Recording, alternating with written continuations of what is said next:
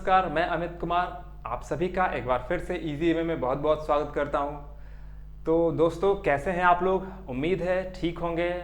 इस pandemic situation में problem तो सभी को हो रही है, बट क्या कर सकते हैं। चलिए हम लोग नेक्स्ट क्लास को शुरू करते हैं। जैसा कि मैंने पिछले क्लास में बताया था कि हम लोग पिछले क्लास में कंप्यूटर क्या है, उसकी हिस्ट्री क्या है, ये सारी चीज़ों को हम लोग पढ़े थे। अब इस क्लास में हम लोग शुरू करने जा रहे हैं जनरेशन ऑफ कंप्यूटर के सेकेंड जनरेशन को।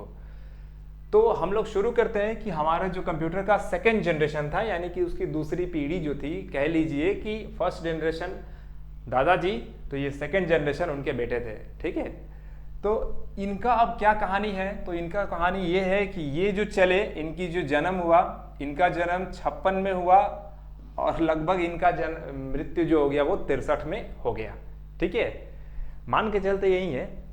तो 56 से लेके 63 के बीच में इनका जो जीवन काल रहा, उसमें क्या इन्होंने अच्छे कर्म किए, क्या बुरे कर्म किए। कि मेरे कहने का मतलब है कि क्या इनके डिसएडवांटेज रहे और क्या इनके एडवांटेज रहे। ठीक है, तो इस अवधि को मोटे तौर पे सेकेंड जनरेशन के कंप्यूटर के काल को माना जाता है। सेकेंड जनरेशन के कंप्यूटर को ट्रांजिस्टर टेक्नोलॉजी, यानी कि इसमें जो टेक्नोलॉजी, इसमें जो तकनीक आई वो ट्रांजिस्टर की टेक्नोलॉजी थी। यानी कि ट्रांजिस्टर यूज हुआ और इसके यूज होने से ये जो कंप्यूटर है वो साइज में कुछ हद तक, बहुत ज्यादा नहीं, कुछ हद तक छोटे हो गए। पहली पीढ़ी की तुलना में दूसरी पीढ़ी का आकार काफी छोटा हो गया। बिल्कुल सही बात है। पहली पीढ़ी के कंप्यूटरों की तुलना में दूसरी पीढ़ी के कंप्यूटरों द्वारा लिया गया कंप्यूटिंग समय का मतलब कैलकुलेटिंग टाइम।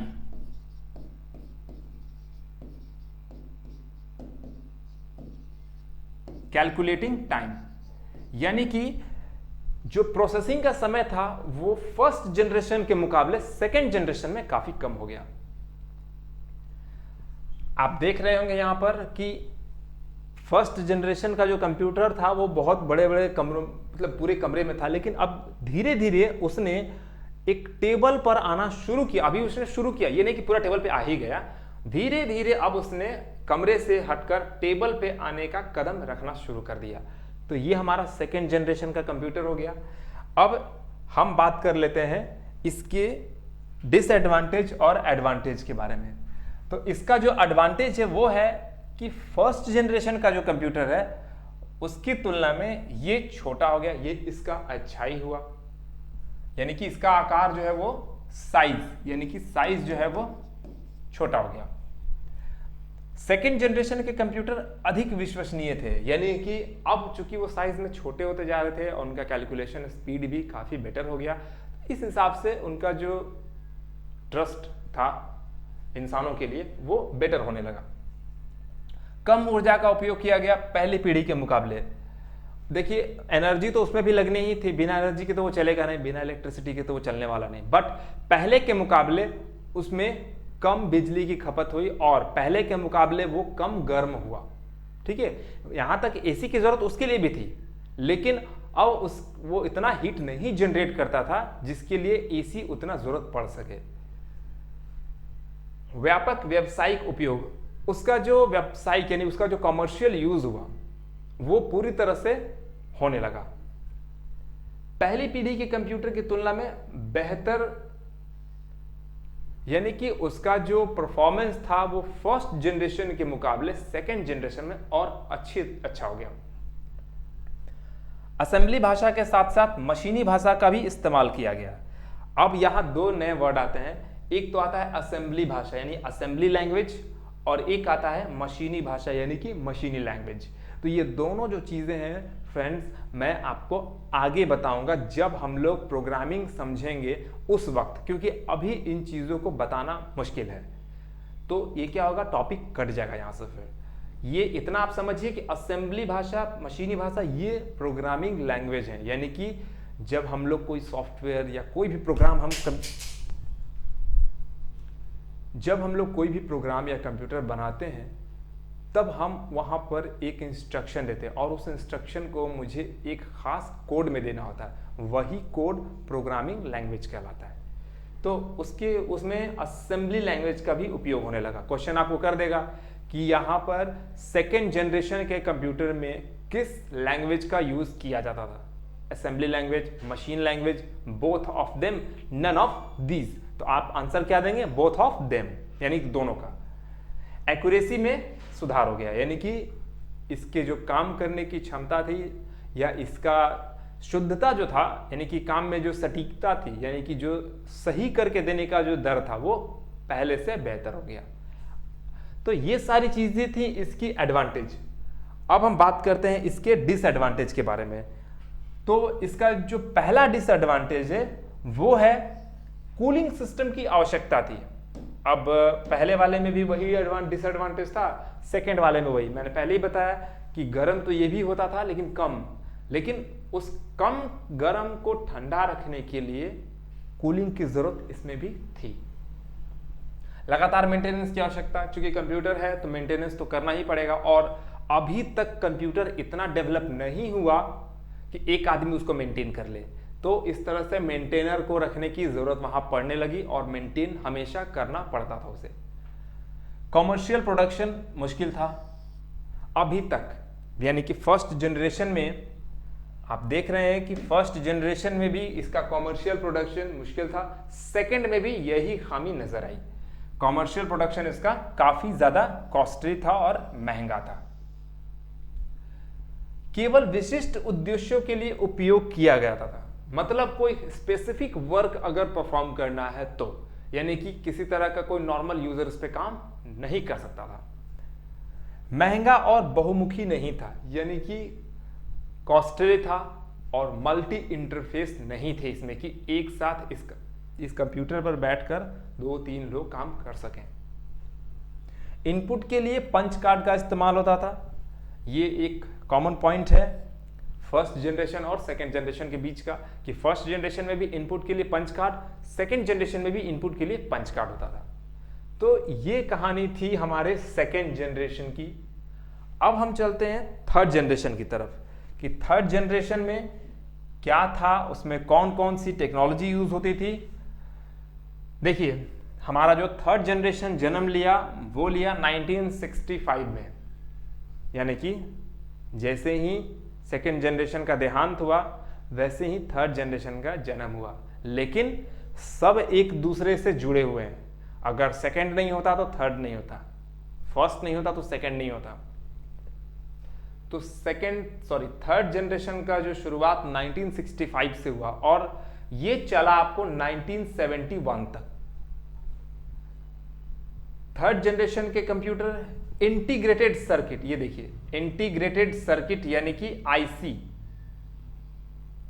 आईसी हम आज भी देखते हैं। तो आईसी आपको पता होगा कि आईसी का मतलब इंटीग्रेटेड सर्किट होता है, जिसके अंदर आईसी वो चीज होता है, वो एक इलेक्ट्रॉनिक कंपोनेंट होता है जो खुद अंदर में भी एक सर्किट को रखे हुए रहता है। तीसरी पीढ़ी के कंप्यूटर ने कम बिजली की खपत की और कम गर्मी पैदा की। फर्स्ट और सेकेंड जनरेशन के मुकाबले इसने और भी कम बिजली को यूज किया और कम हीट जनरेट किया। हीट तो जनरेट करना ही है हर हाल में, लेकिन वो पहले और दूसरे के मुकाबले काफी हद तक कम हो गया। और आईसी के आ जाने से ना फ्रेंड्स, कंप्यूटर जो है थर्ड जनरेशन का काफी हद तक छोटा हो गया और टेबल पर अब आ चुका था वो। तीसरी पीढ़ी के कंप्यूटर का रख रखाव मेंटेनेंस भी कम था, क्योंकि अब साइज में छोटा हो जाने के कारण ये जो कंप्यूटर था वो 1-2 लोगों से मेंटेन हो जाता था, इसलिए इसका जो रख रखाव का कॉस्टिंग था वो भी अब धीरे धीरे कम होने लगा। तीसरी पीढ़ी के कंप्यूटर का कंप्यूटर सिस्टम व्यावसायिक उपयोग के लिए आसान था, कॉमर्शियल पर्पस के लिए ये बहुत इजी हो गया। तो यहां से हमारा आईसी जो है वो कन्वर्ट हुआ हमारा एक सर्किट में, और ये सर्किट फिर कंप्लीट एक कंप्यूटर में कन्वर्ट होकर आया। इसमें आप देख रहे हैं ये जो कंप्यूटर हमारा है वो एक मॉनिटर और लगभग आज के जैसे कंप्यूटर का धीरे धीरे शक्ल लेना शुरू कर दिया। जैसे एक बच्चा जो होता है जब मां के पेट में होता है तो फर्स्ट वीक देखिए, पहले महीने देखिए कैसा वो दिख रहा होता है, लेकिन जब दूसरे महीने उसको देखेंगे, तीसरे महीने, छठे, सातवें, तो धीरे धीरे उसके आंख कान नाक यानी कि धीरे धीरे वो इंसानों जैसा दिखना लगता है। उसी तरह हमारा कंप्यूटर थर्ड जनरेशन से ही धीरे धीरे दिखने लगा कि हाँ अब ये इसमें स्क्रीन है, मॉनिटर है, मतलब समझ में आने लगा एक नॉर्मल इंसान को कि हाँ यहाँ दिखेगा, यहाँ से बटन दबाना है। तो ये सारा चीज, इसका जो शक्ल बनने लगा वो कंप्यूटर जैसा बन गया थर्ड जनरेशन से ही। अब बात करते हैं कि इसकी खामियां क्या रही और इसकी खूबियां क्या रही। तो एडवांटेज जो इसका रहा वो रहा पिछली पीढ़ियों की तुलना में आकार में छोटा। अब जैसा कि आप देख ही रहे होंगे तो साइज इसका काफी छोटा हो गया, पिछली पीढ़ियों की तुलना में अधिक विश्वसनीय। अब ये काफी ज्यादा सेफ रहने लगा, कम ऊर्जा का उपयोग, साइज कम हो गया। तो अब क्योंकि वहां फर्स्ट जनरेशन और सेकेंड जनरेशन में ढेर सारे इलेक्ट्रॉनिक उपकरण का यूज होता था जिसके कारण ज्यादा बिजली खपत होने लगी, लेकिन जब से आईसी आ गया तो वो सारी चीजें छोटी हो गई। मतलब ये वैक्यूम ट्यूब और ट्रांजिस्टर्स हट गए और उनकी जगह आईसी यूज होने लगा। तो उसने कम बिजली का खपत किया, कंप्यूटर कम गर्मी पैदा करने लगा थर्ड जनरेशन से। रख रखाव का जो लागत था यानी कि जो मेंटेनेंस था वो बहुत कम हो गया। अब क्यों कम हो गया मैं बता चुका हूं आपको, क्योंकि साइज इसका बहुत छोटा हो गया। बेहतर गति और नैनो सेकेंड में डेटा की गणना यानी कि डेटा कैलकुलेशन जो था वो नैनो सेकेंड हो गया। फर्स्ट जनरेशन में क्या था, मिली सेकेंड, यहां नैनो सेकेंड, मतलब एकदम ना के बराबर। गति जो इसकी यानी कि जो इसका स्पीड था वो काफी अच्छा हो गया। अच्छा भंडारण, भंडारण का मतलब स्टोरेज, उच्च स्तरीय भाषाओं के लिए इस्तेमाल किया जाने वाला यानी कि हाई लैंग्वेज। अगर आपको सवाल कर देता है क्वेश्चन में कि हाई लेवल लैंग्वेज यानी कि उच्च स्तरीय भाषाओं का उपयोग किस जनरेशन के कंप्यूटर से यूज किया जाने लगा, तो आप जवाब देंगे थर्ड जनरेशन। इनपुट के लिए प्रयुक्त माउस और कीबोर्ड। अब देखिए यहां आपका जो पंच कार्ड था वो बेचारे टाटा बाय बोलकर चले गए। अब उनकी कहानी फर्स्ट और सेकंड तक की थी, अब यहां माउस और कीबोर्ड ने जगह ले लिया। यानी माउस पकड़ के इस तरह से हिलाइए और कीबोर्ड से टाइपिंग कर लीजिए। तो यहां माउस और कीबोर्ड ने इनपुट के रूप में जगह बना लिया। ठीक है, ये सारी चीजें तो रही एडवांटेज। अब देख लेते हैं इनका डिसएडवांटेज। एयर कंडीशनिंग की आवश्यकता थी, कंप्यूटर साइज में छोटा हो गया, मानते हैं ये बात। माउस कीबोर्ड आ गए, हीट कम किया, लेकिन गर्मी तो थी। अब गर्मी थी तो उससे दिक्कत क्या था, दिक्कत ये था कि जो सामने वाला जो बैठा हुआ आदमी काम करा ना, उस हीट के कारण वो ज्यादा देर बैठ के काम नहीं कर सकता था, इसलिए वहां अभी भी एयर कंडीशन की जरूरत थी। ये खामी है। ठीक है, आईसी चिप के निर्माण के लिए आवश्यक अत्यधिक परिष्कृत तकनीक। अब देखिए उसमें जो आईसी टेक्नोलॉजी यूज हुई तो उसको डेवलप करने के लिए एक अलग ही टेक्नोलॉजी, एक अलग ही तकनीक का उपयोग किया जाने लगा जो काफी हद तक डिफरेंट था, अलग था। इंटीग्रेटेड सर्किट की मरम्मत आसानी से नहीं की जा सकती थी, साइज तो छोटा हुआ। मान लेते हैं कि आईसी में प्रॉब्लम हो गया, आईसी खराब हो गया, उसका मरम्मत करना मुश्किल था, असंभव था, इम्पॉसिबल था। उसके कारण उसको बदलना और ये सारी चीजों में काफी दिक्कत आने लगी। तो एक तरह खूबी एक तरह खामी, आईसी के आने से साइज छोटा हो गया, बट प्रॉब्लम होने के कारण उसका जो रिपेयरिंग था वो इम्पॉसिबल हो गया। इंटीग्रेटेड सर्किट बहुत जटिल थे, बहुत कॉम्प्लेक्सिव, यानी कि जल्दी समझ में सबको नहीं आ सकता था ये। और इसके लिए विशेष कर्मचारियों, अभी मैंने बोला कि सबको समझ में नहीं आ सकता था, तो इसके लिए ट्रेंड यानी कि सीखे हुए कर्मचारियों को ही रखने की आवश्यकता थी। ऐसा नहीं कि चलो ऑफिस में कोई भी है तो देख लो क्या प्रॉब्लम है, नहीं। तो आईसी जो थे वो बहुत कॉम्प्लेक्सिव थे, कंपोनेंट्स थे, और उनके लिए एक विशेष तरह के ट्रेंड सर्विस मैन को ही रखना पड़ता था जो उसको ठीक कर सके। इंटीग्रेटेड सर्किट के निर्माण के लिए आवश्यक परिष्कृत प्रौद्योगिकी की जरूरत थी। अब उसे बनाने के लिए भी विशेष टाइप के टेक्नोलॉजी और विशेष टाइप के उपकरण की जरूरत होती थी, ऐसा नहीं कि कोई भी आराम से बना लेगा। तो ये था हमारा थर्ड जनरेशन, जो काफी अच्छा भी रहा और काफी बुरा भी रहा। बुरा इन दैट सेंस कि उसमें कुछ कुछ खामियां बची रह गई। इस कारण से अब हम लोग जो आज इस्तेमाल कर रहे हैं, अब बारी उसकी है। उसको देख लेते हैं कि हमारा जो 4th जनरेशन का कंप्यूटर था वो कैसा था। अब ये बताने की तो जरूरत है नहीं कि वो कैसा था, ऑलरेडी हम और आप यूज कर ही रहे हैं ना, तो बताने की क्या जरूरत है कैसा था। सिंपल मॉनिटर, कीबोर्ड, मतलब पूरी तरह से कंप्यूटर का शक्ल ले लिया, वो एक टेबल पर आने लायक। और जिस दिन फ्रेंड्स, जिस दिन कंप्यूटर एक टेबल पर बैठ गया ना पूरी तरह से, उसी दिन उसका नाम हो गया डेस्कटॉप। हम लोग स्कूल में पढ़ते हैं ना, बेंच पर, डेस्क पर, उसी डेस्क से ये शब्द आया है कंप्यूटर के लिए, डेस्कटॉप। डेस्क मतलब जो मेज है ना, तो जिस दिन कंप्यूटर ने मेज पर अपनी जगह बना ली, उसी दिन उससे वो हो गया, यानी कि डेस्कटॉप हो गया, उसी दिन उसका नाम हो गया इस वाले का डेस्कटॉप। डेस्कटॉप इससे भी छोटा जब बना दिया गया, जो हमारे गोद में रखकर काम करने लगे हम लोग, तब वो बन गया लैपटॉप। लैप का मतलब गोद और टॉप का मतलब रख के काम करना, लैपटॉप। ठीक है, खैर आगे हम लोग समझेंगे इन चीजों को। अब ये भाई साहब जो थे, इनका जन्म हुआ 1972 के आसपास में, और ये खत्म नहीं हुए हैं, लेकिन इनका जो एक्चुअली कार्यकाल था वो 72 से लेकर 2010 का था। इनके ऊपर कई सारे बदलाव किए गए, इनके शक्ल में, इनके लुकिंग में, लेकिन ये कार्यकाल यहां खत्म नहीं होता है। ये जो कार्यकाल है वो सिर्फ और सिर्फ इसके फिजिकल स्ट्रक्चर, इसके फिजिकल लुक के आधार पर दिया हुआ है। तो 2010 की अवधि को मोटे तौर पर कंप्यूटर का 4th जनरेशन हम कहते हैं।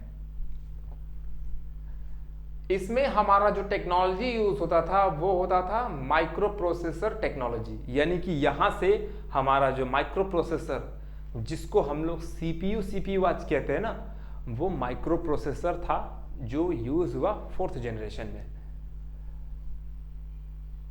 अब इसका साइज बहुत ही ज्यादा छोटा हो गया, यानी पोर्टेबल हो गया, काफी छोटा हो गया, बहुत ज्यादा छोटा, यानी कि आराम से एक चलता हुआ कंप्यूटर भी उठाकर आप एक जगह से दूसरी जगह रख सकते थे, इतना छोटा हो गया वो।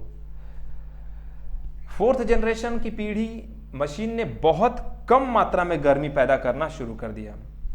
गर्मी तो थी, देखिए आज हमारा जो कंप्यूटर है, आप उसको चलाइए और उसके नीचे हाथ रखिए, गर्म तो वो भी होगा, लेकिन उतना हीट नहीं वो जनरेट करता है जिसके लिए आपको एयर कंडीशन घर में लगाना पड़े, या जिसको चलाते वक्त आपको पसीने आने लगे।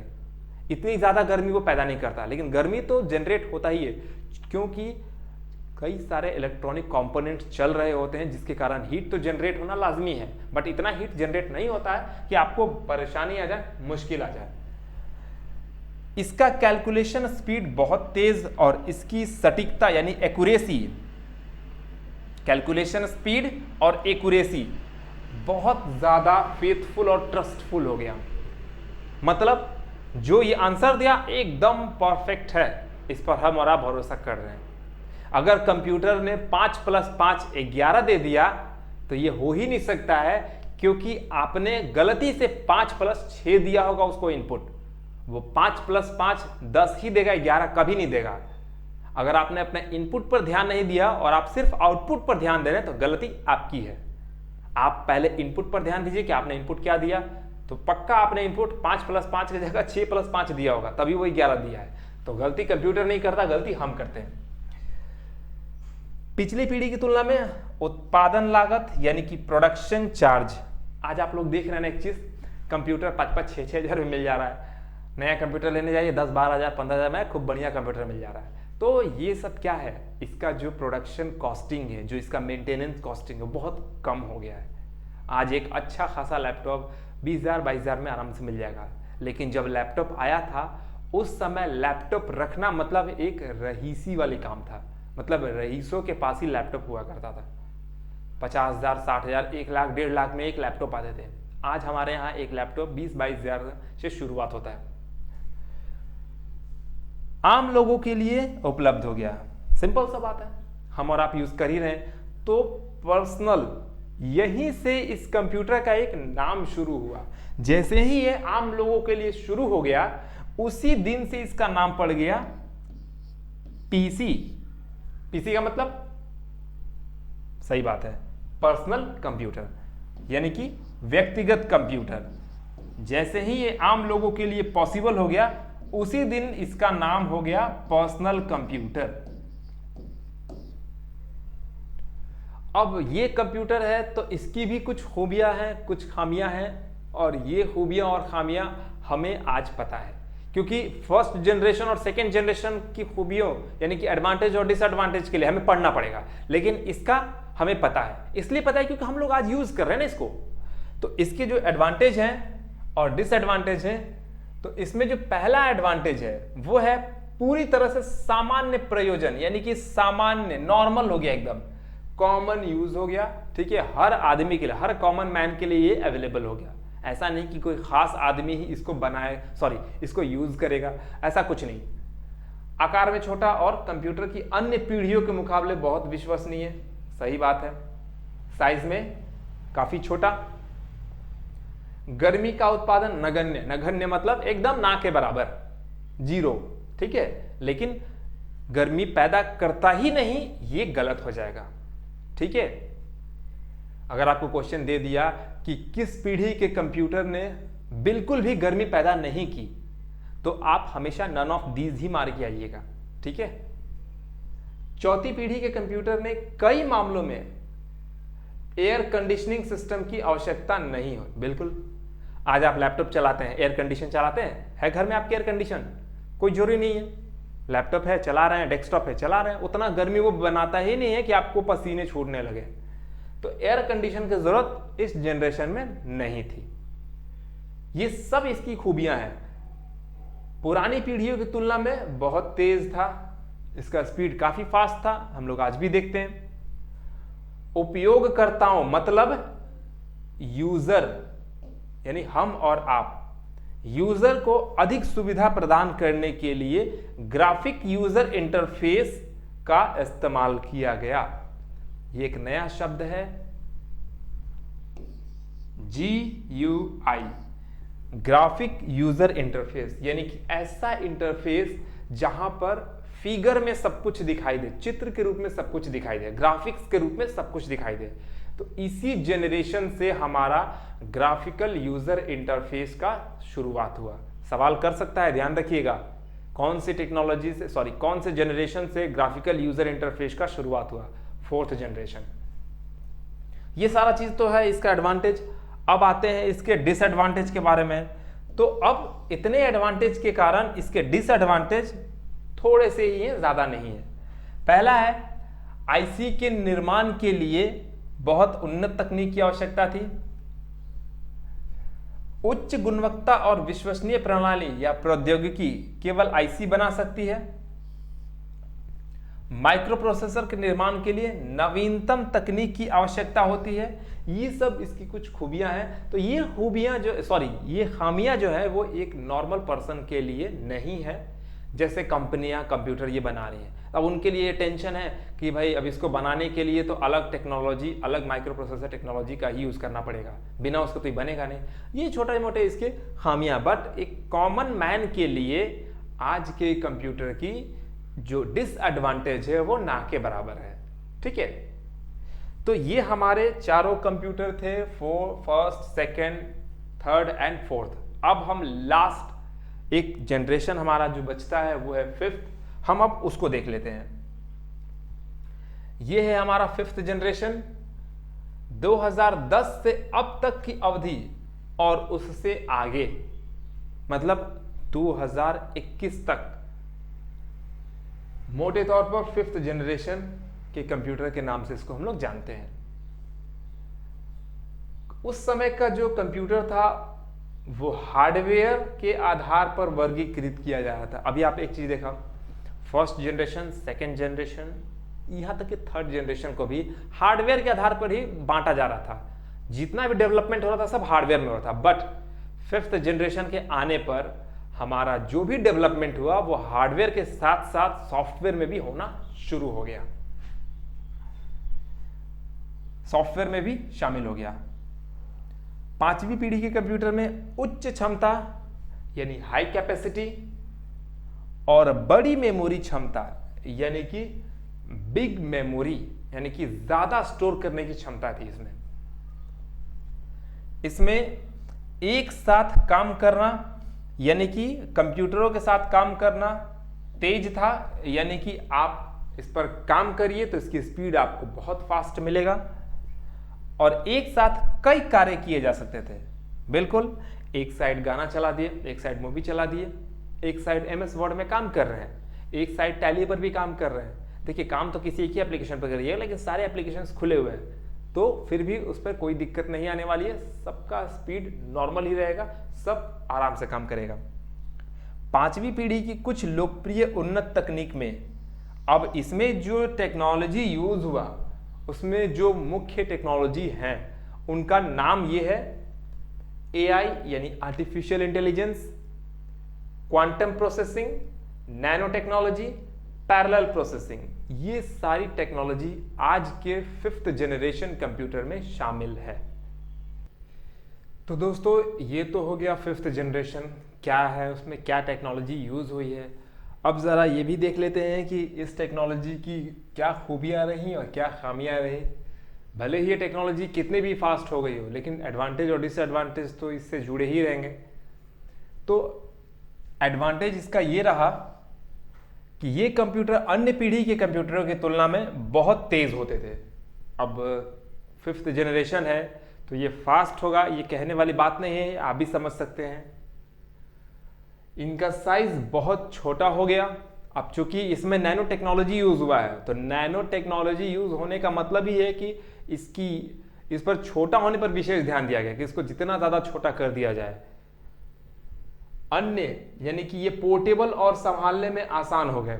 मतलब जितना ज्यादा वजन पहले जनरेशन के कंप्यूटर से लेके 4th जनरेशन के कंप्यूटर तक में हुआ तो वजन भी कम होता चला गया, यानी कि आराम से कंप्यूटर को एक हाथ से उठा लिया तो संभालने में बहुत ज्यादा आसानी हो गई।